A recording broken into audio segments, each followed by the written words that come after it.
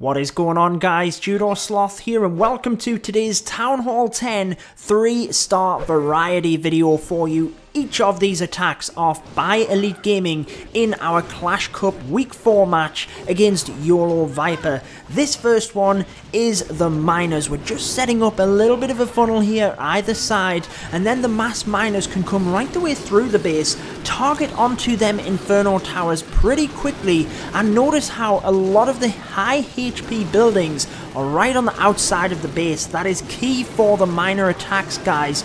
If the high HP storages are in the middle, the defenses will be slowly chipping away at your miners as you're trying to get through that. CC troops also help. There's only really the balloon in there which could do any damage to the miners, and a simple poison spell can take that down. You will see we're using a rage spell to get onto that Inferno Tower and take it down as quickly as possible. However, let me know in the comment section what you think of the balancing changes that were announced this week. So if you missed it, guys, the main one here at Town Hall 10 is that the Inferno Towers, currently, they block any healing, whether it be spell healers, anything like that. That will be changed, and that will no longer take effect. So these mass miner attacks, you might as well not even bother with them rage spells. You could just heal them right the way through. Hog Rider attacks, even balloon attacks, we might see quite a shift, or we will see quite a shift in the meta here. Queen charge will be ever so important now. Get practicing, guys. Let me know though what you think down in the comments section. Wrapping up this one though, you can see the miners now starting to take out the high HP storages, but the defenses are down. It really doesn't matter. What matters about these miner attacks is getting in there, taking down the defenses as quickly as possible, and being able to track to them Inferno Towers is obviously very, very important. So here we are then, guys. You will see that YOLO VIPER did indeed take the victory on this one. A great war either side, but really some Town Hall 11 triples really winning it for YOLO VIPER. Moving down to our next Town Hall 10 3-star attack though, we have 5 on display for you.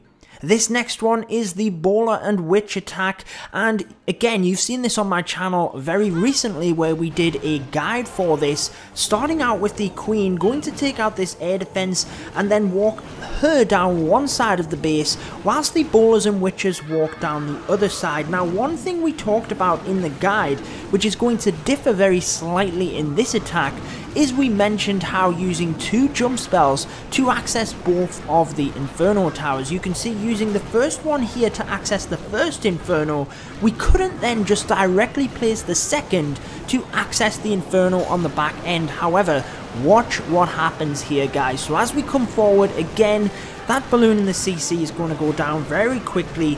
The early rage spell allows the bowlers to get that second bounce, and that is really what is key to this. Check out how both of them expos will go down in a flash, and what it means from that rage spell is that, check it out, there's now no damage onto these bowlers. We can actually crack through that wall and then use the second jump spell to get access to that far Inferno Tower, so you do not have to use the jump spells on each wall.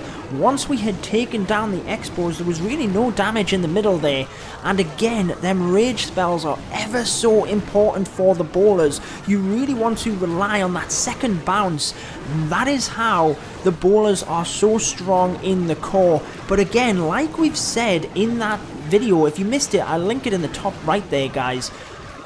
But really, the bowlers in the middle are to take down the core. That is it. Your bowlers and witches, and more importantly, more often than enough, your queen is what is going to finish off the raid and them back end defenses. You will see that in just a second as well. We're going to move on to a dragon attack though. A DragLoon attack is 6-pack here in this war by Jashu. Massive, massive shout out. Again, you've seen this attack on my channel.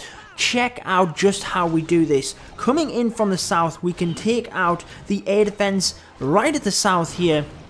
Similar to the Town Hall 9 Dragon strategy that I featured just a few days ago, we're going to take out the 2 air defense right in the middle here, get significant damage onto the Queen as well, but 3 lightning spells and an earthquake spell is enough to take out both of them air defense, and then the Queen can take out the air defense on the bottom. And when you can take control of the air defense, dragons are amazing.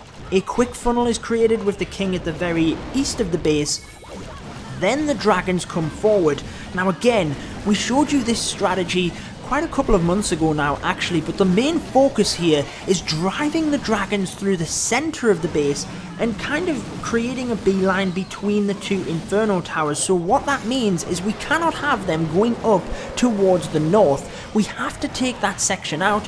That is where the balloons come in. So we're actually going to send a couple in with the dragons. They're getting tanked for the dragons. They can directly target the defenses, so it would be silly not to. But then a Lava Hound comes on into the air defense at the north alongside a set of balloons, and what that does is takes out them defenses and just continues the dragons. Check out these ones on the east there. They're not going to be drawn up to the north. They're going to continue across here.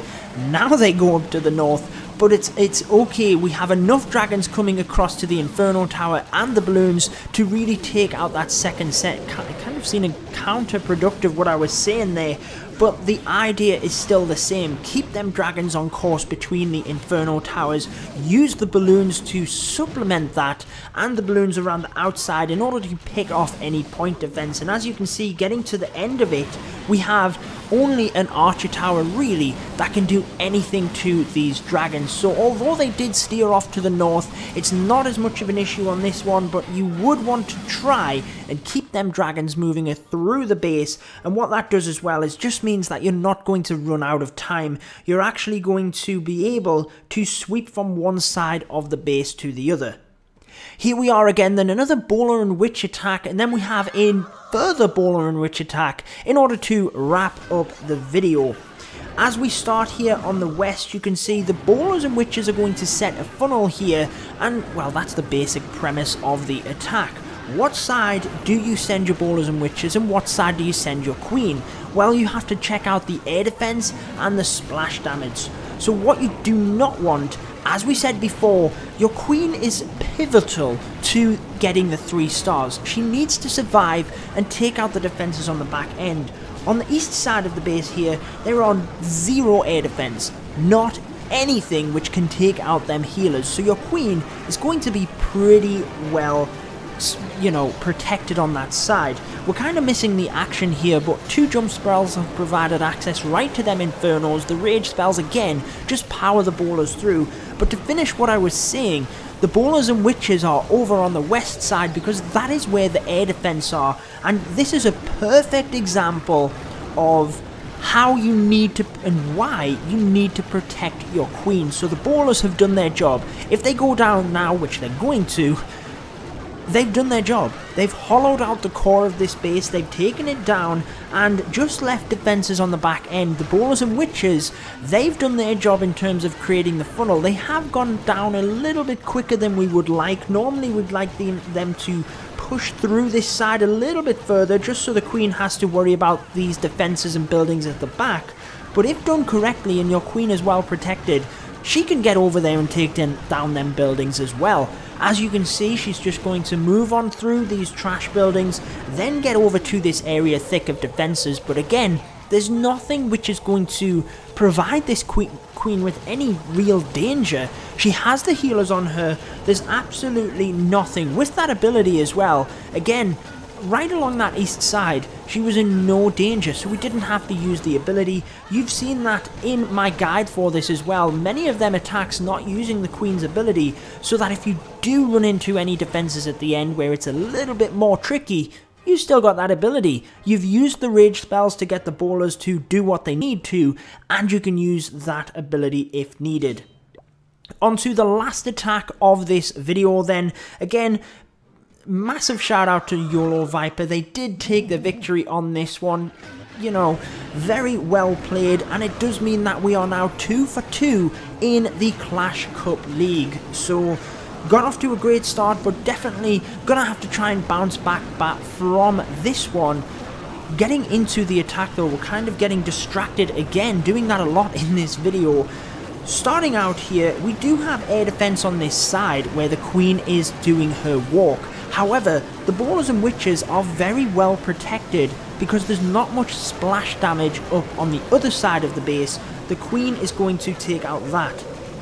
But the ballers coming through the middle also do exactly that as well. Again, just look at how effective them rage spells are as they push forward, and what we did miss actually was the placement of the jump spells. You have to be careful. So this one here made sure to access only the Inferno Tower compartment. We did not want to, you know, place it centrally and make sure the ballers, you know, went across into the middle, or etc, etc. You get the idea. We probably should have highlighted that in the other replays as well, but just what you're wanting to do is send your ballers directly to the Inferno Towers. So if it means you open up only one compartment instead of two, then that is what you do, guys. It's not always a good thing to open up a massive compartments, because it can send your ballers not to that high HP and high damage defense that you want it to. So do be careful where you're placing your jump spells. Make sure to direct them exactly to where you need to.